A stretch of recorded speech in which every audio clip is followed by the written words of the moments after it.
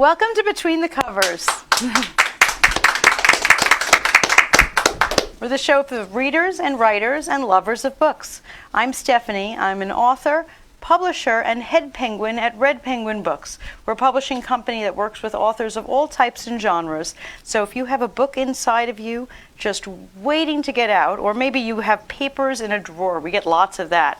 Lots of loose leaf that's been shoved in a drawer for a decade. But wherever you are in your author journey, just go to redpenguinbooks.com and unleash your inner author. I am so excited that I'm joined today by two people who have managed to unleash their inner author. So please give a big round of applause to Joel Solomon and to Robert Fausch. And we have another author who will be joining us via the magic of Skype in a few minutes from far away. I mean, he could have come from Florida, but I think it's better in Florida. Thanks so much for joining us. Thanks for having us. Thanks for having us. And thanks for unleashing your inner author. You know, surveys say that 90% of the population wants to write a book. You did it. Yes. And in America, only maybe less than 1% actually succeed. In Iceland, over 30% of the population have published a book. Wow. Isn't that crazy? Yeah, That is like the most published country in the world, over 30% of the population. So I don't know how they would do a show here like this in Iceland. You know? Right. They'd have like everybody in the whole country sits down and let's have an author talk. But they say, well, Stephen King says, if you want to be a good author, you have to be a great writer. So actually the opposite. You want to be a great writer, you have to be a great reader. So what are you reading? Do you have any books to recommend to us? Well, I read a lot of children's books. I say it's for research, but I actually enjoy, being a children's author. I actually enjoy reading children's books. I'm reading a book called Tristan Strong Punches a Hole in the Sky. It's one of Rick Riordan's protege authors, and it's quite good. I'm really enjoying it. I like the way you said that he's one of Rick Riordan's protege authors. Does that mean that Rick Riordan's given up and now he just... he's made plenty of money. So I'm sure he's made plenty of money. Giving some other people a chance, I guess. And now he's letting some other people. Yeah. So, but that's kind of fun. How about adult books? Do you have anything that you'd recommend? Well, the reason I started writing was John Irving. He's always been my favorite author. And this book, after I read this book, A Prayer for Owen Meany, that it was one of the first books I've ever read that brought tears to my eyes when I was at the end of it, and I thought, I got to do this. I need to write a book like that. And I don't know if I were to do that, but it inspired me to be a writer. So he's probably my favorite author. Wow. Do you read that book every once in a while? Yeah, it's one of those ones I return to. Nice. I come back probably every 4 or 5 years, and especially if I'm feeling kind of not very inspired about writing, if I'm having in a little bit of a rut, I'll reread something I love. Not a writer with writer's imagine block. that.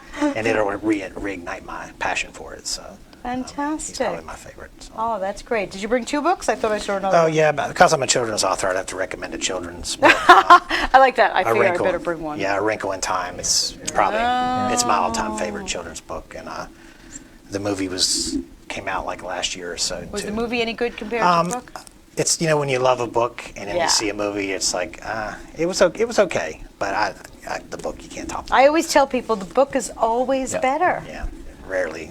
That's true. I don't know. Have you ever seen a movie that the movie was better than the book? Can't think of one off the top of my head. No. Okay, there is one. Jaws. Seriously, the book was. I mean, it was a bestseller, but not because it was well written. Right. I mean, even the author will admit that it wasn't a well-written book.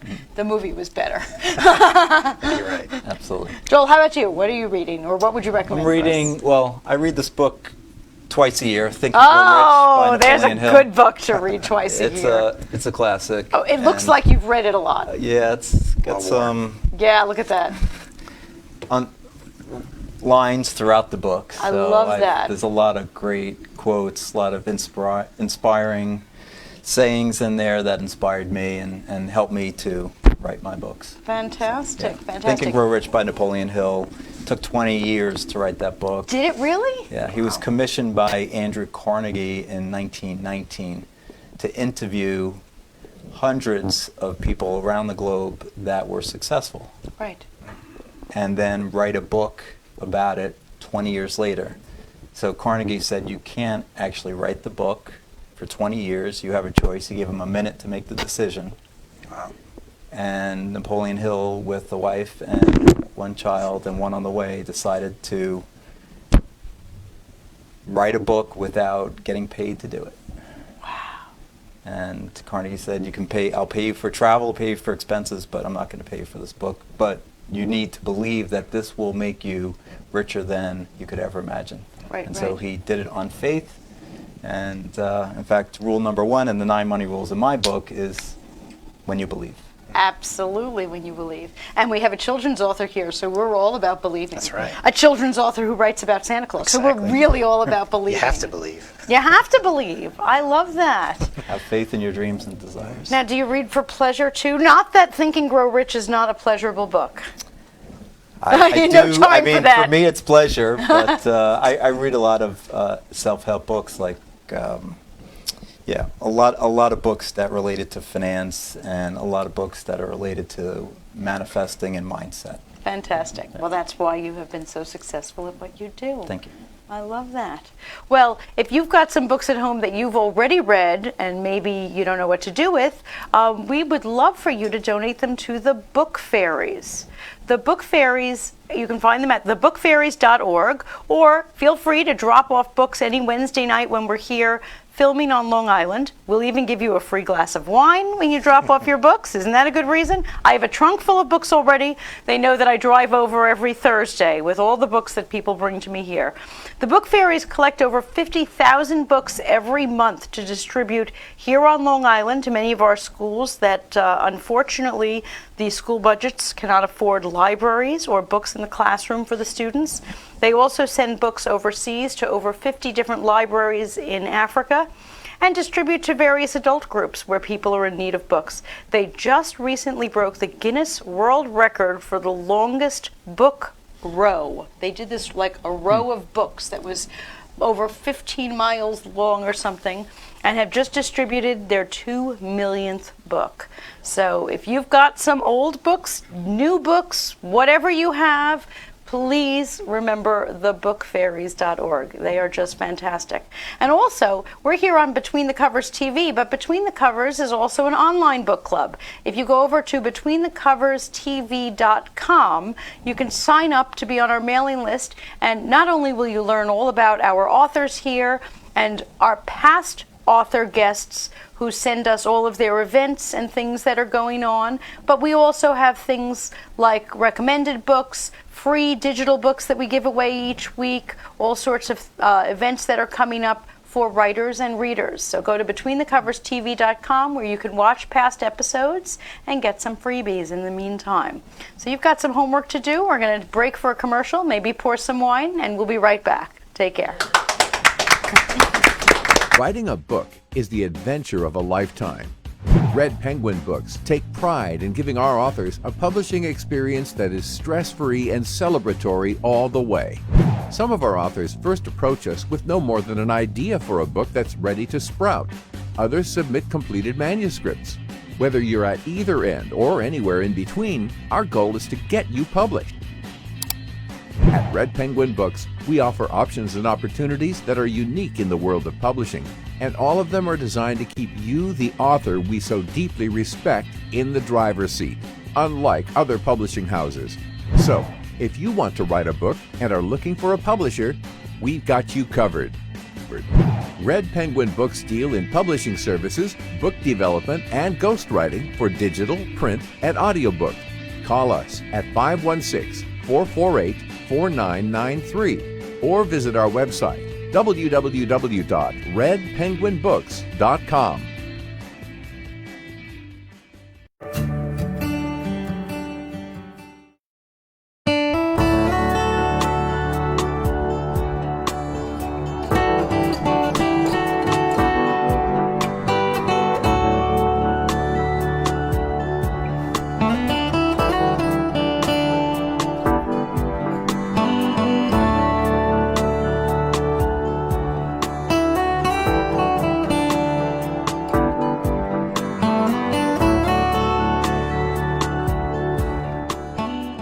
Writing a Welcome back to Between the Covers. Thanks for joining us. Our first guest joins us from, I believe, sunny Florida. Lucky him. David Wind wrote The Indie Writer's Handbook. Fabulous book. David, are you on with us? Hello, how are you? I'm great. I'm great. So glad to see you there. How warm is it out there? Not that warm. We're in a cold streak, so oh my goodness, it's down to about 68 or Oh God, 68. How awful. I'm sorry. it's tough, but I'll survive. I am so delighted you came to join us. Now, David, tell us a little bit about yourself, some of your awards, and I know that you're like the head of the Florida Writers or something. Well, I'm the incoming president of the Mystery Writers of America, the Florida chapter. Fantastic. Congratulations. Thank you. And my books, I've written in my career 40 novels at this point. I'm working on my 41st right now. 40? Like 40? Yeah. Okay, you've just shamed me and everybody on the couch, haven't you? Absolutely not. I can't see anybody there, but that's... Oh, okay, so that's good. You can't see us to I've shame had, us. Over 3 decades to do it, so it's not a big deal. It is a big deal, and I congratulate you on that. But a little about me. I started writing back in the 80s. I write mysteries, thrillers, science fiction, and fantasy. I've gotten the Amazon Reader's Choice Award for one of my mysteries. My fantasy series has won from the Drunken Druid in Ireland, which is a literary. That particular book won the bronze medal, which wasn't too bad. I didn't mind that one. It's won a few other things here and there, and at this point, book 1 of that series has been downloaded, I guess, about 70,000 times or so. Wow. Well, I have 40 books to catch up on because I've only read one of yours. This fabulous book in my hand. Well, thanks. The Indie Writer's Handbook, which I know has won recently some awards. Is that true? The handbook, yeah, it was nominated and honored at what they call a Bragg Medallion honoree. It's a very special award that's given not to the writer but to the book itself. It's an independent readers group, meaning they do not work with traditionally published, rather they go for independently published novels. Fantastic. And books. This particular one I didn't even submit. They somehow just decided on it and gave me the award, which is nice. It was my second one. The first one was titled A Better Place to Be, which was based on a Long Islander, Harry Chapin's song called A Better Place to Be. Oh, nice. Do you have that book with you there? Yeah. Let's take a look. This is the A Better Place to Be. Wow. Good stuff. And the thing about the indie. Oh, one more thing. A Better Place to Be is a lot of people did some research on this. The only book that's ever been written, the only novel that's ever been written based on a song. Really? Yeah. There's been a lot of novels written based on movies, and there's been a lot of songs based on movies, but not the other way around. Wow. David Bowie was the first person who was going to do it, and then he was going to turn one of his songs into a Broadway play, but he died before he could do that. Well, they've been waiting for you, David. Apparently. Forget David Bowie. They've been waiting for David Wind on Broadway. That's what they're waiting for. That's all. Okay, well, I'm willing whenever they contact me.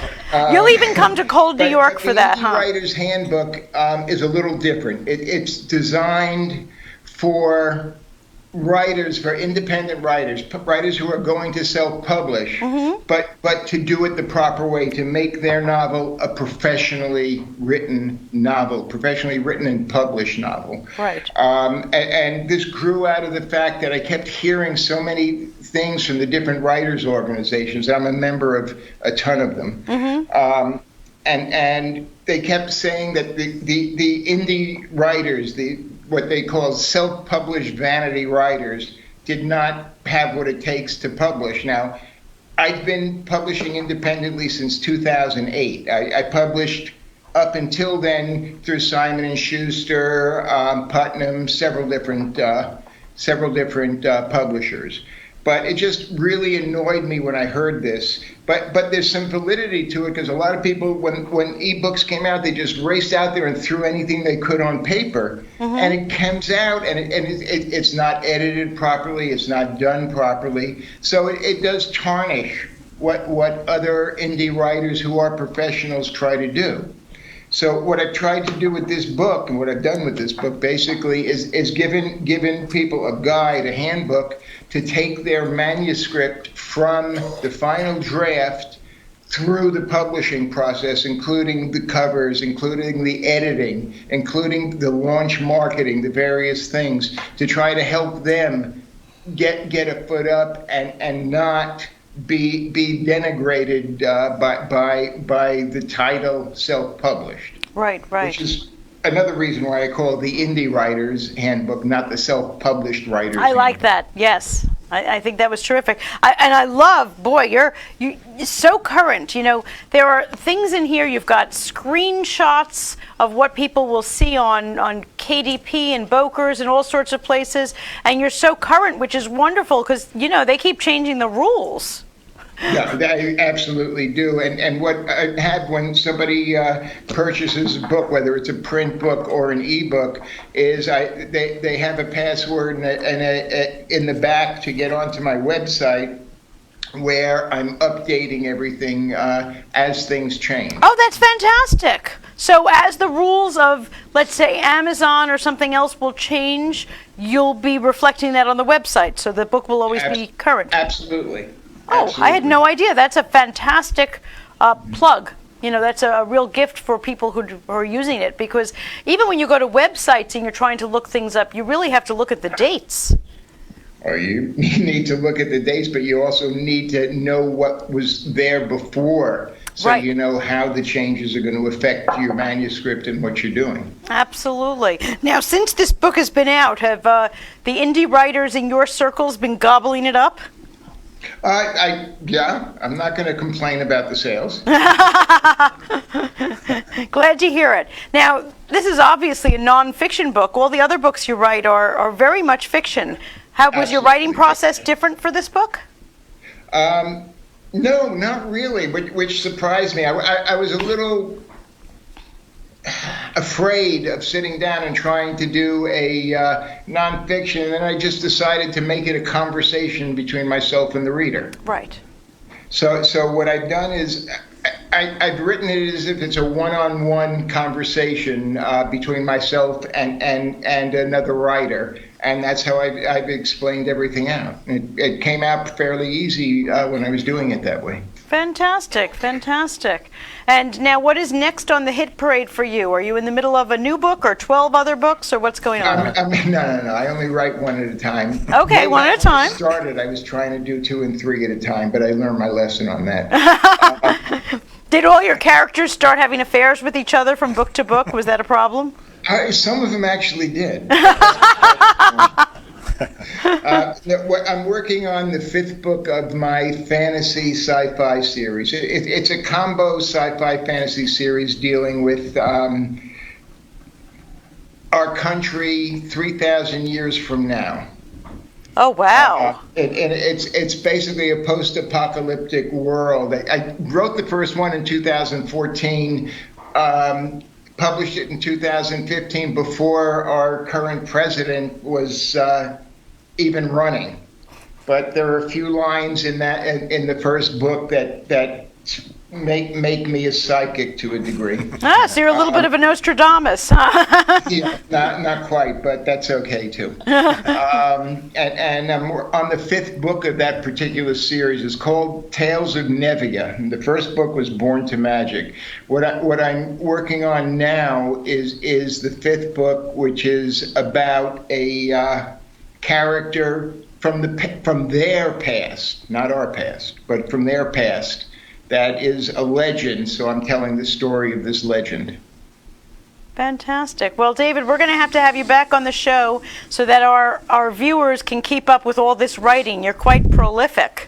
Well, thank you. Anytime. Just let me know. I'm more than Absolutely. happy to be there. And please do me a favor and virtually. keep us abreast of your successes so that we can push it out on our social media pages and website.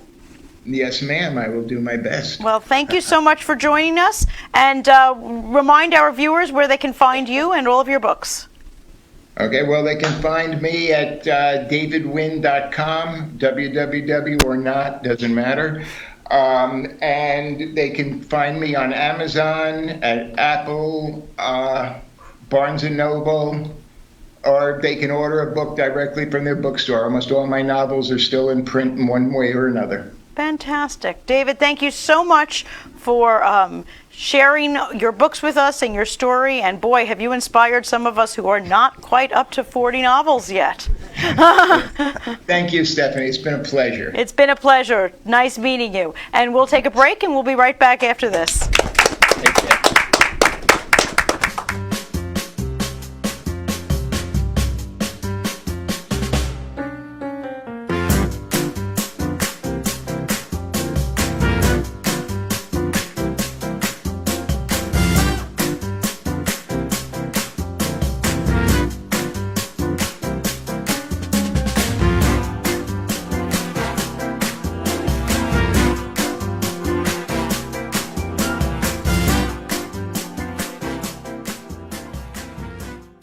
Are you interested in writing, but you're unsure how to get started?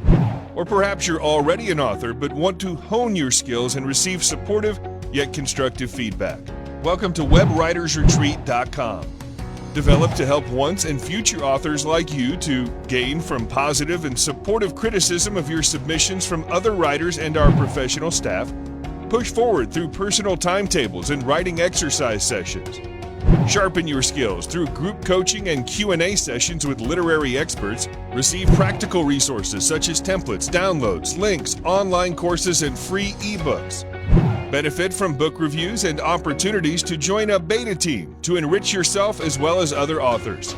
Save with special discounts for publishing services and online courses, social media, and email marketing, and a whole lot more. Visit WebWritersRetreat.com and turn your writing dreams into reality.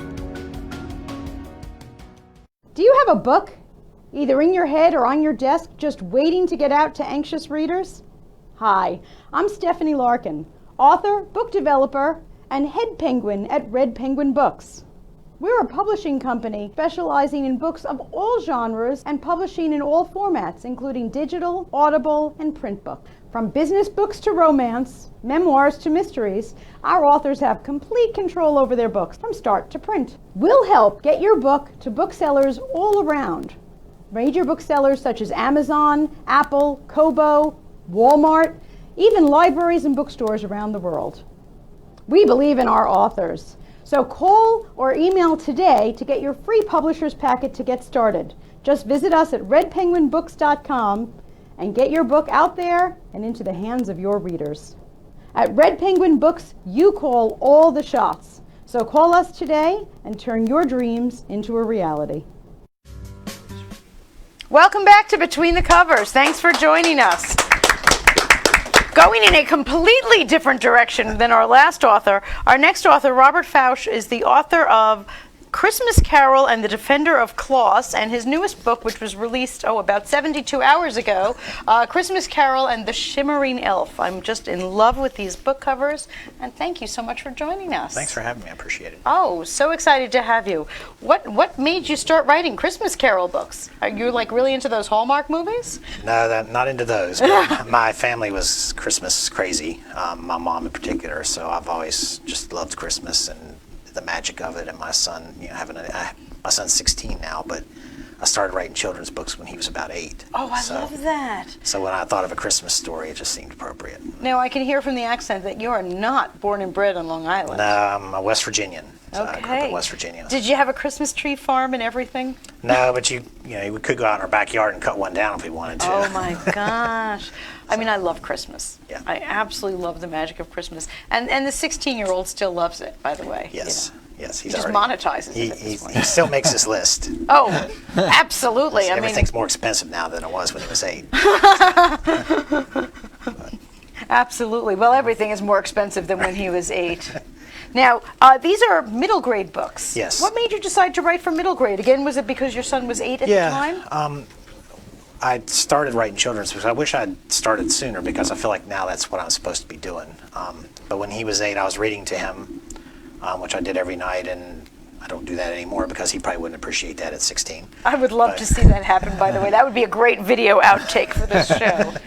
But it just popped into my head as I was reading, I should try to write him a story. And then I asked him, Tyler, would you like me to write you a story? And he got really excited about it. And then I got excited about it. And then the first story I came up with was a Bigfoot story. Because when I was a kid, I was fascinated with Bigfoot. And, living in a rural area where you're more likely to see. Did you ever see Bigfoot? No, I think I heard him once or twice. But I never you're down in the woods by yourself and your imagination kind of goes Oh, wild. I can well imagine. So I kind of tapped into that for the story, and I set it in my hometown. And, it was basically written for Tyler. And I went the independent route with that one. Okay.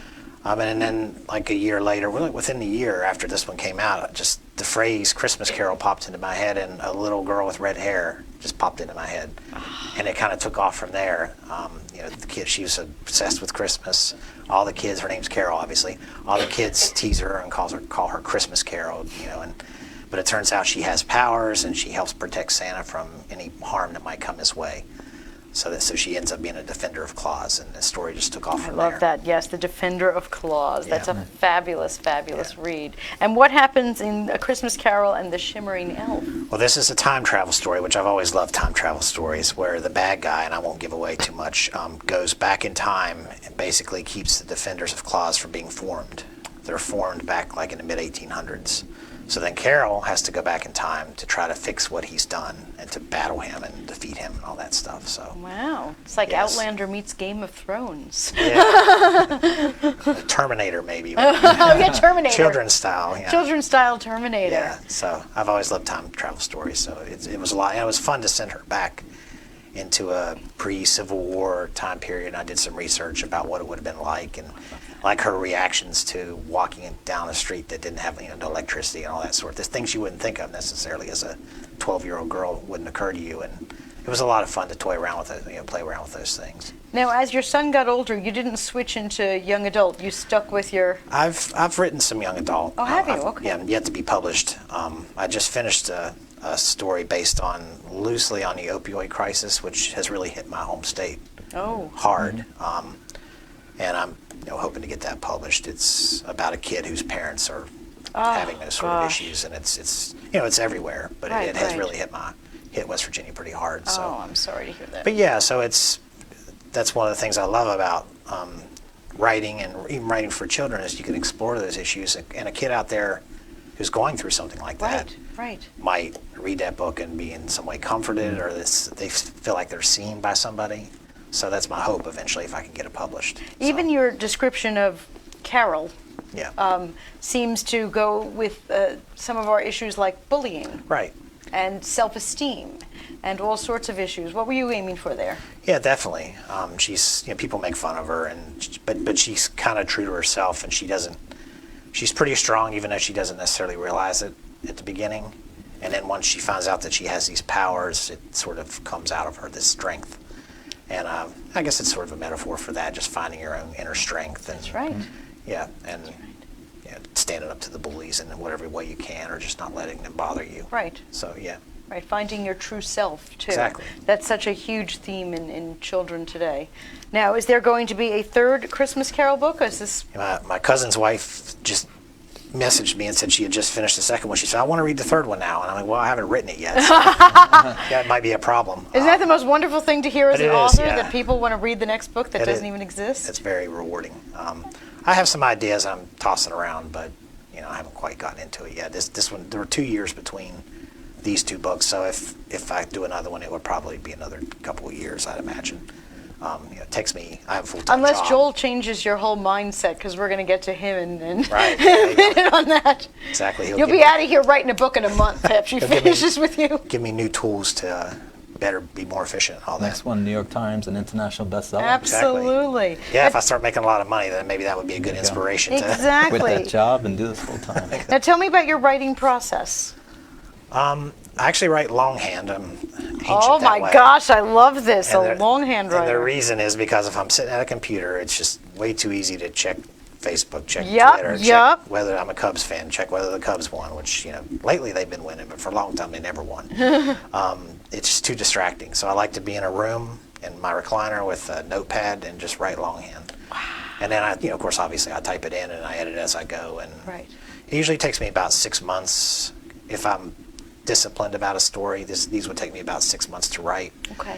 And then, between my regular job, my life, and all that. And You're then allowed to have a life? I know, it's crazy. And then another 6 months or so of editing and getting feedback. I have a writing group. One of my writing group members is here tonight. Oh, wow, thank you. So we bounce ideas off each other, and they'll see things that, oh yeah, you're right, that doesn't work, and you work on polishing it and all that. So Yeah. usually about a year for a book. Now, do you outline your entire book before you start, or do you just kind of finding out where it goes as it goes? Yeah, I'm a little bit of a pantser, but also an outliner. I'm a little bit of a mix. Okay. Do sort of I usually know how they're going to end. I do that. And then I'll sort of outline some chapters and Okay. basic themes of where I want to go. But I don't do a lot of that. I kind of like just the writing and where it takes me, because Right. you can be surprised. I was going to ask you if you've Yeah. ever been surprised. Sometime, Did I mean- Carol ever do anything that you said, Carol, what are you doing there? Well, I don't want to give away too much, but when I did, there's an elf connection for Carol that I hadn't thought of when I thought of the initial book. Wow. And then as I wrote, I'm like, oh, that would be cool. It Oh, it just sort of popped up organically. And so I think if you outline too much, maybe you hamper that a little bit. I like to leave that open and really let your mind do some imaginative, creative things. I love that. So, yeah. I love that, leaving your mind open to that. I always hear that about fiction writers, just writing into the dark and letting the story go where it goes and let the characters do what they are meant to do. And I think, Yeah, sometimes they tell Wow. you in their own way. They tell you where they want to go. And do they whisper to you at night? Yes. Are you up at, I'm hearing voices. Yeah, I was going to say, is your wife going to tell me I hear voices Right. now too? Well, these people are in our bed. But they're sweet voices. They're sweet voices. Redheaded girls with stripes in their hair. Now, are you going to hit another holiday after the whole Christmas series? Are we going to have a Halloween series? Or No, I think Christmas was probably it. I did a school visit once, and a Jewish kid asked me whether I would write a Hanukkah story. Hanukkah series? I said, I don't think I'm qualified for that. But that's very sweet of you to ask. So I think I'll stick to Christmas because I know that a little bit better. there is research. But I don't think I'm the right person to write Now, that story. did any of these books ever involve going? Did you ever go to Christmas Town? Or there's a couple of places in America that have, Santa. Well, I mean, New York is very heavy in the book just because New York City, and to me that's a very magical It is. Christmassy place. I mean, So- Miracle on 34th Street. You can't get much Right, more Christmas and than that. that's in there, and Macy's Santa and all that stuff, and the Rockefeller tree. And, Right. and I'm actually doing kind of a cool thing. I did it for the first book, and I'm going to do it again. I'm going in once they light the tree.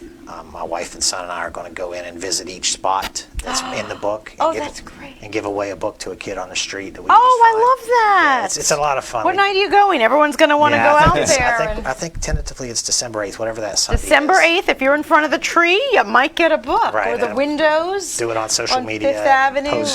And I'm going to write a story. Carol's going to go with me, and she's going to interact with me and my wife and son on the trip. Oh my gosh, I love that. Yeah, so and I'll post it as we go during the day on Facebook and Twitter and everything. You're going to be mobbed. I hope so.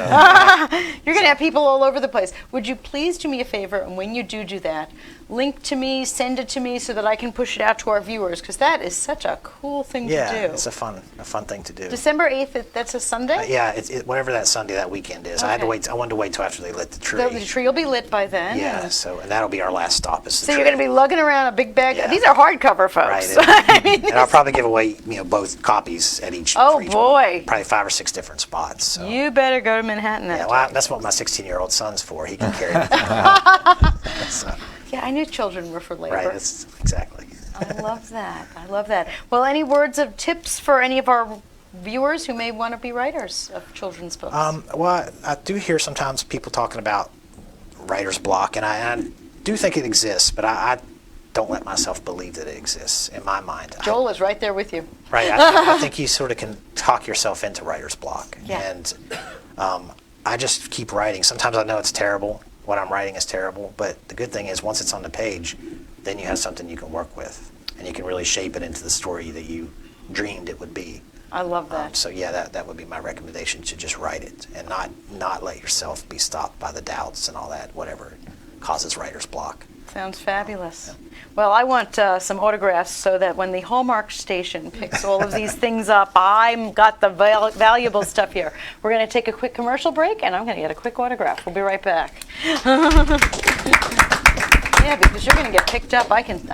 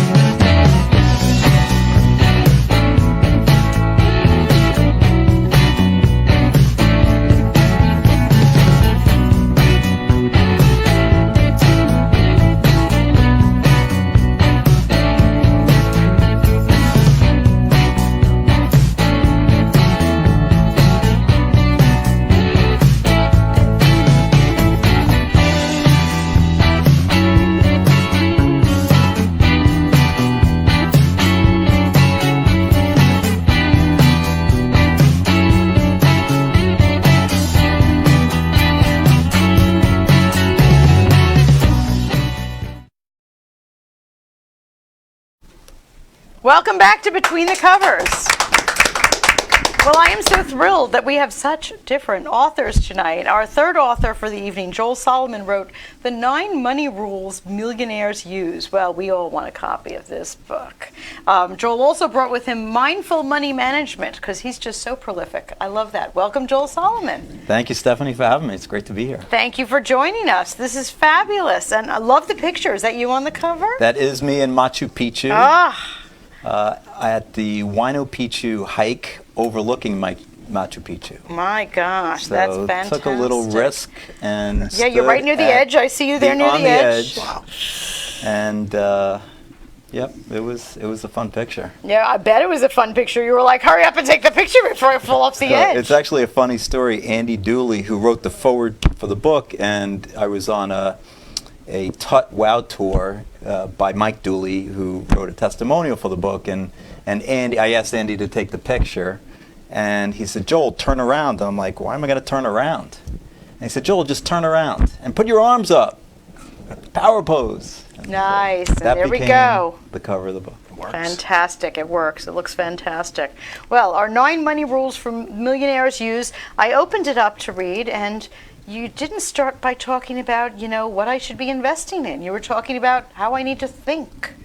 Tell us a little bit about Absolutely. It's the subtitle is Only the that. Unconventional I love Ones. that. Well, that kept me reading. I thought it was going to have to do with stealing at some point. But So I believe that mindset is critical to becoming a millionaire. And so the first 6 rules are really about mindset. And if you have the proper mindset, you can do anything in life. And so just like writing a book, you might have some doubts. Hashtag doubt the doubt. Yep. Why have doubt in your dreams? Have faith in your dreams and desires. So doubt the doubt that you might have. I like that. Well, just like you said that you believe that it's mindset that is the doorway to financial prosperity. I think mindset is the doorway to happiness and self-fulfillment. Absolutely. I mean, it's really so much about mindset. I was teasing you there about mindset, but it's critical. I was loving it as I was reading. It wasn't about money. It was about mindset. Right. And rule number 3 is be happy and become financially free. So happiness is critical, right? People think, oh, money can buy me happiness. But in fact, happiness can buy you money. So I go So through good. some happy habits. Think about what things can create happiness in your life.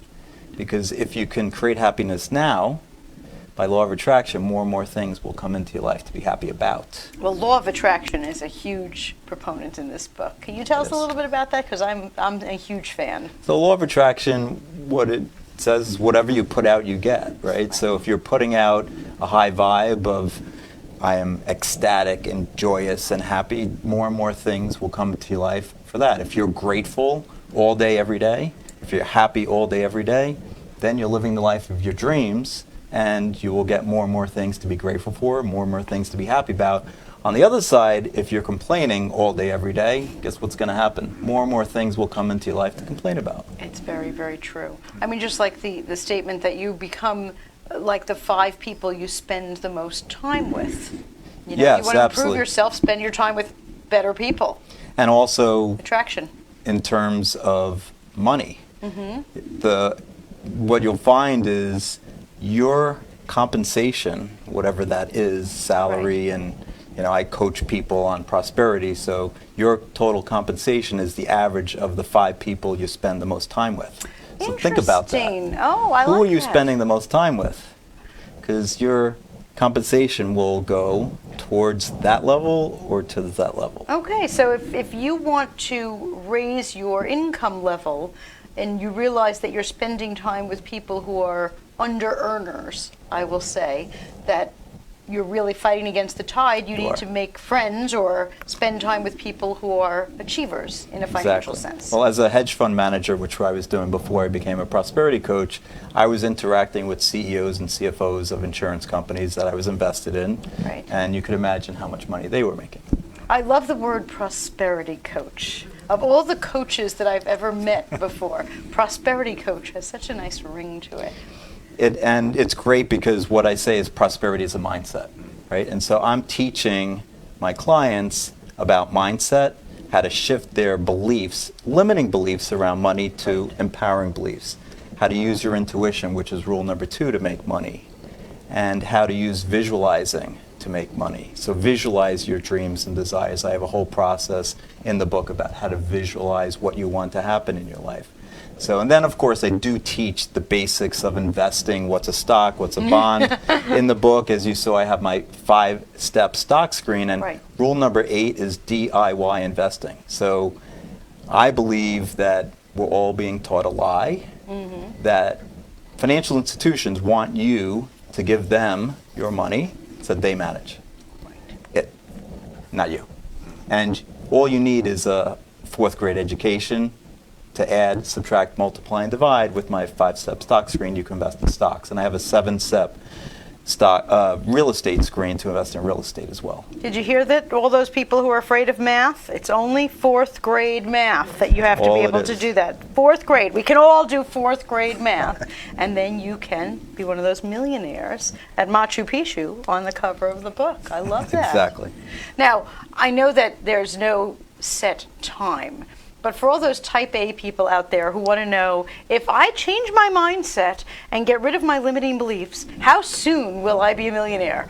Now, I know that there's no way of saying that, but as somebody who does coach people, you obviously do see progress Absolutely. in people.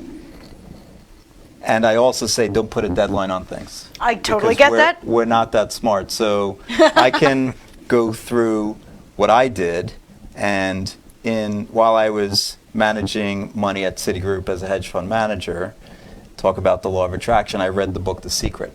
Okay. So The Secret talks about this guy who thought about this feather. And every morning he woke up, he thought about this feather. Every night before he went to sleep, he thought about this feather. And one day he's walking down the street, he looks down and he sees the exact feather he thought about in his mind. And then they say, you try. So I don't know why, but the first thing that popped into my head was cotton balls, pure white cotton balls.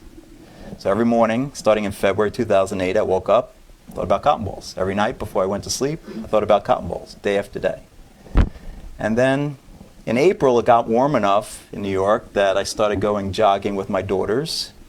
Well, I jogged they were in a double jogging stroll. I was jogging, I was pushing them, 2 and 4 at the time. We went around the track a couple of times. We went to this park, we ran up the hill, we got to the playground. I got them out, pushed them on the swings, pushed them down the slide, and then put them back in the double jogging stroll, and we ran home. So it was May 31st, 2008. We ran around the track a couple of times. We get to the park, run up the hill, get to the playground, and I'm getting them out of the double jogging stroller, and I look, and all over the playground, hundreds of cotton balls. Cotton balls. Hundreds of cotton balls. So I thought it'd become a thing, and then it said you can put a check up on the ceiling, above your bed, write in an amount, paid to the order of Joel Solomon, from the Gratitude Bank of the Universe. And I did. An amount, multiples of what I ever made in my life. Lots of zeros. Huh? Lots of zeros. And then I said, I don't know how and I don't know why, but I do know the same energy that creates cotton balls creates money. Now, 2008, as you may remember, was not the best year in the stock market. No, it definitely was not. Market was down 40% that year. Financial stocks were down 57%, and I was just managing financial stocks. Now, I did manage to make a little bit of money that year, but 2009 was a better year. In January 10th, 2010, my boss called me into a conference room. He said, Joel, you had a good year last year. He slips a piece of paper to me. I flipped it over. It was within $1,000 of the check I had up on the ceiling. No. Yes. So it took me 18 months. And I also say, I didn't put a date on that check. Right? If I had put December 31st, 2008, I would have started getting stressed, right? And sometime in December, oh my God, it's not happening, it's not happening. That would have occurred. I would have been scared or fearful. I might have even given up. I don't think you give up. So don't put a deadline on things. We're not that smart. So just put it out there. And if your dream is $10 million, wouldn't you be ecstatic if it happened in 3 years or 4 years or 5 years? It doesn't have to be 6 months. No, you're right. Right. I don't need it right this Right, minute. exactly. So don't put a deadline on the check. Don't put a deadline on things. Just put it out there into the universe. And if you visualize and you believe, I say if you have massive desire, burning desire for something, and your belief level, I'm a math guy, so 1 to 10, if 10 is an absolute knowing, massive faith, and 1 is massive doubt, if you're a 10 on your belief and a 10 on your burning desire, then that's expectation, and it will come. Wow. I think on the commercial break, a whole lot of people are going to be running over to buy this book. That's what I'm thinking is going to happen.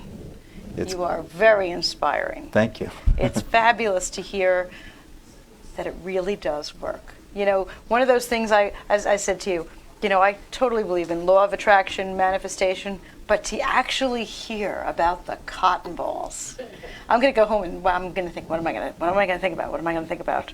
So start small, right? Have a baby step. That's what my baby step was. Right. Was cotton balls. So you have a baby step. Okay. And then once you convince yourself, like, okay, wow, this does happen, your belief level soars. Well, I think then you've you start convinced me. realizing. I think you've totally convinced me. All right, we're going to take a commercial break, and you can think of what your thing is going to be.